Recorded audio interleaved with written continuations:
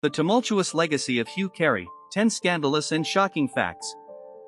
Hugh Carey, the 51st governor of New York from 1975 to 1982, was a figure of significant political influence and personal complexity.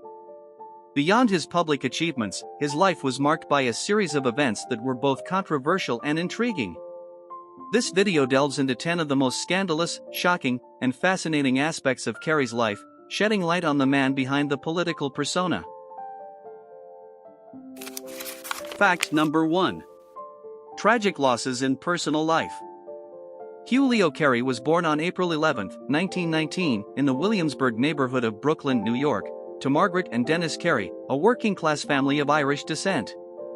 Carey grew up in a Catholic household and attended St. John's College Preparatory School, where he excelled academically. After graduating in 1936, he enrolled at St. John's University, earning a bachelor's degree in 1942. His education was interrupted by World War II when Carey enlisted in the U.S. Army.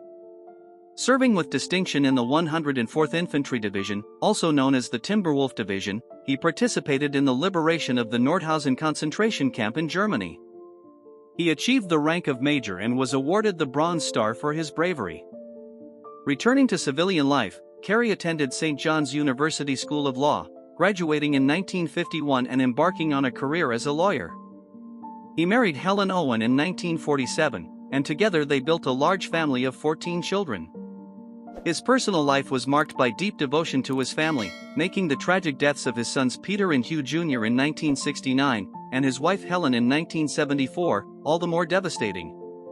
These losses profoundly shaped his outlook, leading him to focus on his remaining children and re-evaluate his political ambitions. Number 2. Controversial second marriage. In 1981, Carey married Evangeline Gouletas, a prominent Chicago real estate mogul, in a whirlwind romance that lasted just 3 months before their wedding. The union quickly turned controversial after revelations that Gouletas had misrepresented her marital history. Initially claiming to be a widow of a single marriage, she later admitted to having 3 previous husbands, 2 of whom were still alive. This created tension with the Catholic Church, which disapproved of Carey marrying a thrice-divorced woman in a Greek Orthodox ceremony. As a result, the Church refused him communion, a deeply personal blow for the devoutly Catholic Carey. The marriage ended in divorce in 1989, with Carey publicly calling it his greatest failure. The controversy tarnished his image and became a defining personal scandal of his post-governorship years. Number 3. The Willowbrook State School Scandal. In 1975, Governor Carey faced a humanitarian crisis at the Willowbrook State School on Staten Island. The institution, which housed individuals with intellectual disabilities, was discovered to be in horrific condition.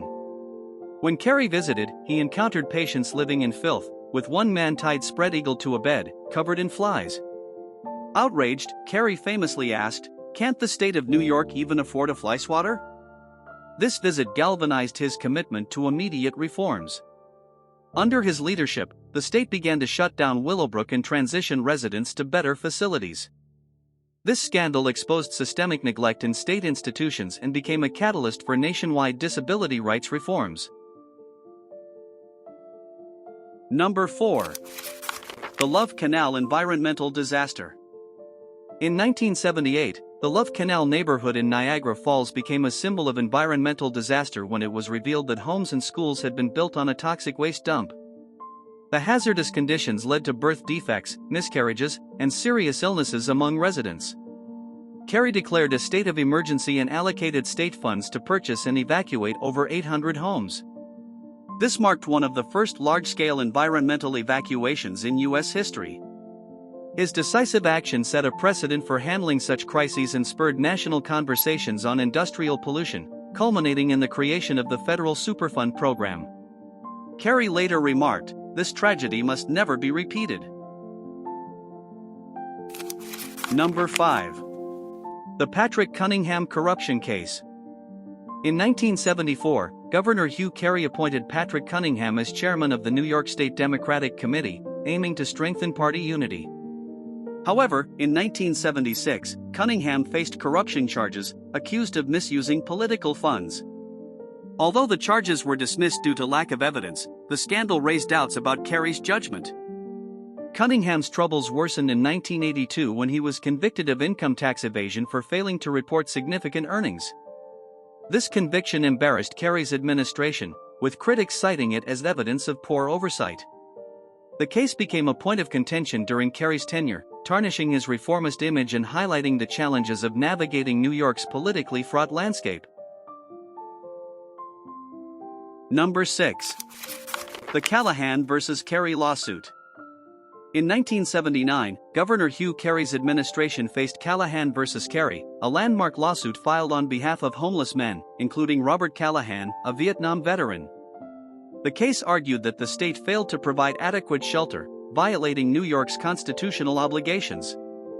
The lawsuit highlighted dire conditions for the homeless, with many living in squalor during a brutal winter.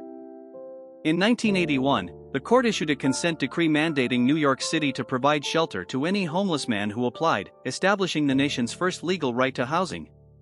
While praised as a humanitarian breakthrough, the policy placed immense strain on city resources. Kerry supported the ruling, calling it a moral duty, despite criticism from fiscal conservatives. The case became a model for addressing homelessness nationwide, blending legal innovation with complex economic challenges. Number 7. The fiscal crisis and near bankruptcy of New York City. When Kerry took office in 1975, New York City teetered on the edge of bankruptcy, with a staggering $11 billion in debt. Kerry took bold and controversial steps, including cutting public services, freezing wages, and securing federal loans. He enlisted the help of Felix Rohatyn, a financier, to lead the Municipal Assistance Corporation, stabilizing the city's finances. The measures drew fierce opposition, with protesters accusing him of prioritizing Wall Street over working-class citizens. Despite the backlash, Kerry's efforts are credited with saving the city, and he was later described as the man who saves New York. Number 8. The controversial closure of the Brooklyn Navy Yard. In 1979, Kerry announced the closure of the Brooklyn Navy Yard, a move that eliminated thousands of jobs and devastated the local economy. For decades, the yard had been a critical employer in the community, particularly for working-class families. Critics lambasted Kerry for ignoring Brooklyn's economic needs, accusing him of turning his back on his own roots. Supporters argued that the closure was an unfortunate necessity due to budget constraints. The decision remains polarizing, with many viewing it as emblematic of the economic sacrifices Kerry was willing to make during his tenure. Number 9. Allegations of mob connections. Throughout his career, rumors swirled about Kerry's alleged ties to organized crime, fueled by his Brooklyn upbringing and associations with controversial political figures. Some speculated that Kerry's connections with influential labor leaders and local bosses exposed him to the underworld. However, no concrete evidence ever surfaced to substantiate these claims. While the allegations remained a cloud over his legacy, Kerry dismissed them as baseless gossip and refused to let them define his career. Number 10. The Turbulence second term and decline in popularity. Hugh Carey's second term as governor, starting in 1979, was marked by controversial decisions, including continued fiscal austerity and the closure of the Brooklyn Navy Yard, which alienated many supporters. Scandals like the conviction of his appointee Patrick Cunningham further damaged his reputation, leading to a significant decline in approval ratings. By 1982, Kerry chose not to seek a third term, stepping away from politics amid widespread criticism. Kerry spent his later years out of the public eye. On August 7, 2011, he passed away from heart failure at the age of 92 in Shelter Island, New York. Many remembered him as the leader who made tough, unpopular decisions to save New York City from financial collapse.